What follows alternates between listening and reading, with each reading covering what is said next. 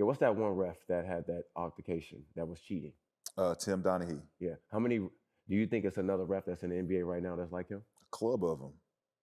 I think it's a club of them. I'm not going to collude on it and having people look into it, but something that big happen in the NBA just like it would in the MLB or in soccer games overseas. Yeah, it doesn't stop.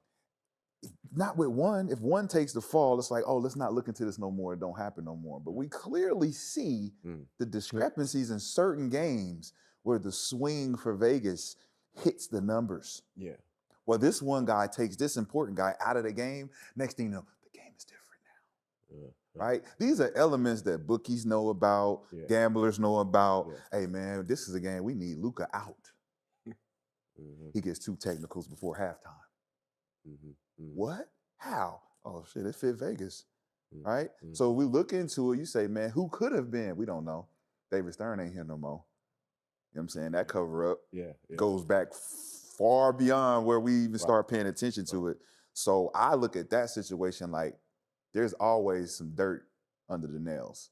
There's always some dirt under the nails, but how far are players and coaches and organizations gonna go diving looking for that shit? Not far. Not really, because we making too much money anyway. And it fucks the integrity of the game. Yeah, so when you're a player, right? When you're a player, impact players, you make too much money for what any bookie can offer you, right? It's a slap in the face. You throw a game, you know.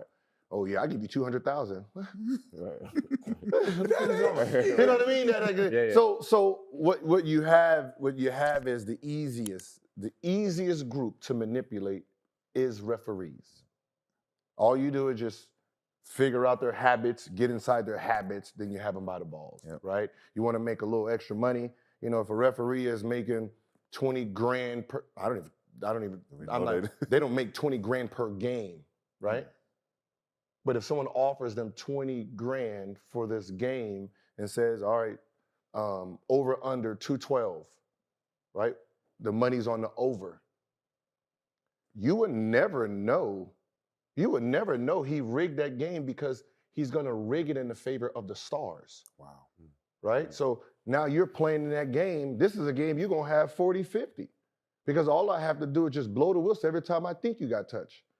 You have a 3 and it's crushing ball, and 1. 3 go in. All I'm doing is just putting points on the board. Free throws. So this is not a game you can see that, oh, this is, you know what I mean? I'm calling it and 1. You know, that's when you get all of that. I'm not gonna foul you out, I'm not gonna foul you out. Right, I'm gonna call a bunch of fouls on a whole bunch of people that have no importance to this. I want you to score 40, I want you to score 40 because the number rises. Wow. Like if you're a referee and you're talking about point spread, you can see that shit coming from a mile away. So a guy like Lou Dort is the defensive guy that's gonna stop one of those offensive guys. We're gonna put him in foul trouble so that offensive guy can get off. Yeah, that's when he'll get them quick, easy fouls. Like you can tell when you're trying to, you know, cover the spread because now you're calling, like if you're the underdog, I'm trying to get the star players in foul trouble so they don't have the rhythm. You know, it's little things like that.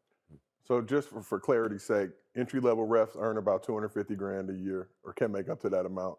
More seasoned guys are in the 500,000 range. So if you say 20,000, that's a month pay. Woo. Now you can see, like if it was, I don't know if it's leaked or anything, but you know, even with the David Stern and Donaghy thing, right? The biggest mistake the feds made was letting David Stern know there might be other refs that we're looking into. Right? Talk about it. There's other refs we're looking into. Yeah. Right? There's not just one. We have groups, and David Stern said, "Oh, you're not going to ruin us, gangster. You think you're going to ruin us? Leak it out. Hey, Scott Foster's been caught. Think about what I just said. They're investigating. Scott Foster is, not Scott Foster. Tim Donaghy. Donaghy is cooperating. He's going to help us. And you're like, oh, okay. Hey, public. Woo! Hey, the feds caught Donaghy. What'd that make you do? Oh, no. Oh, deny. Everybody he's connected with, deny. 100%. They're not picking that nigga phone up no more. So that's what ended up happening. So You isolated him, he becomes the fall guy. Wow. So refs call about 82 games a year. Should we think about load management? Hit him with the load management. Wait, how many? About 82. Similar to what a player's doing. A referee does 82 games a year? Really? So what you saying load management mean there would be more refs? No, hey, you got a load manager. So some sit down, but then you have to bring in more. That's fair. Then that's going to be even worse because then they're going to be worse than the new refs. No, what ends up happening is this. I don't think a ref should know they're reffing until the day of the game. I like that. So it should be hubs, right? Like it should be hubs around where, you know, these refs are close enough to these games. Regional. Yeah, they're regional, and they don't know until the day of the game. So most Vegas bets where the real sharps are betting, they're betting around 8 in the morning, 6 in the morning when the lines are hitting till about midnight. I mean about noon. That's where you're getting those good lines. After that, it really don't matter. So what ends up happening is you should wait till about, you know, noon, 1 o'clock to let whatever ref know that, hey, this is your region. You're active tonight. I like that. I like that. This nigga smart. Yeah, he's smart. This nigga smart. He's This nigga smart. smart. Like, every time I'm on the show, I'm like, he's saying I some learn shit that's something like, new every day. But hey, bro, that's really smart right there. But let's not.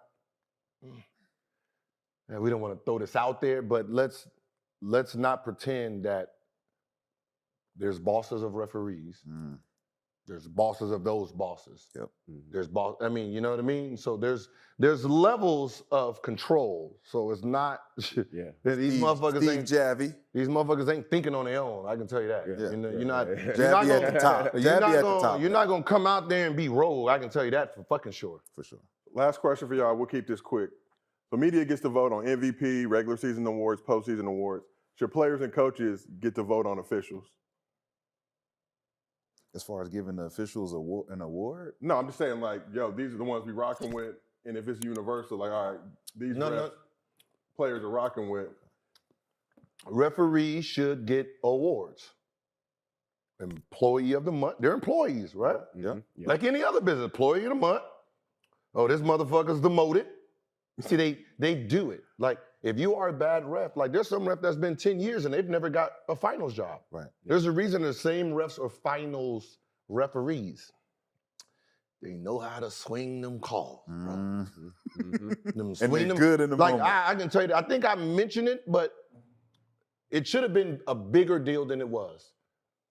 When Scott Foster was in game 3 of the Suns in that final game.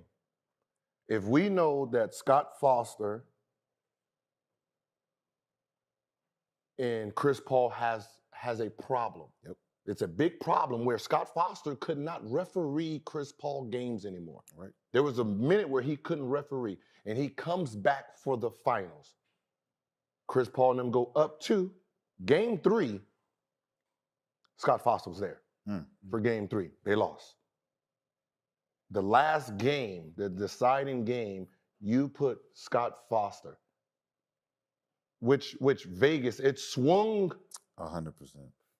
Everybody was going for the Suns for that game. And when they heard Scott Foster was, Vegas shifted to the Bucks. But as a commissioner of the league, as a head ref, why would you put Scott Foster in that position to influence the game itself, right? Because what do you think that did to Chris Paul himself and that team? If Chris Paul is 0 for 11 against this man, what did you just tell him by letting him ref? Hang it up. We lost. Hang it up for the night. We lost. What do you think that the Suns was going? When they looked and read, oh my God, look at this, boys. Scott again. That's what I'm saying. We have no chance.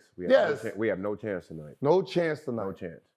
That's crazy. What's up, everybody? As you know, Gil's Arena is presented by Underdog Fantasy. Underdog Fantasy is the easiest and best way to play fantasy sports. You can pick higher or lower on your favorite players' fantasy projections, and you have the opportunity to win up to 20 times your money in a single night. We doing the 5 ways, the 4 ways, the 3 ways. You know, you can do them 2 ways too, but the real bread is at the 5-way. Who you rolling with right now? Oh yeah, I just picked the 5-way. That WNBA. WNBA, all 5, let's rock it. Let's get this Yes, bread. sir. Now, Underdog is available in 30 states and Canada, except Ontario. Get your minds right. Get on with the Underdog Fantasy crew. And if you want to get down, use promo code GIL and Underdog will match your first deposit up to $100. You put 100 in, they give you 100 right off the top. You start with 200, really get them pick'ems going. Everybody out there, make your next move your best move. Download the Underdog Fantasy app, use promo code GIL, and they will match your first deposit up to $100. You can't beat that. We appreciate y'all rocking with us. Keep watching, keep supporting the movement. I'll do it again. Use promo code GIL. Sound like a good promo code to me. Age is 0. Change the game. Put that respect on his name. Look, with the honor call for greatness, the chosen of few that carry the gift of genius, who do what they do, who possess finesse of less with desire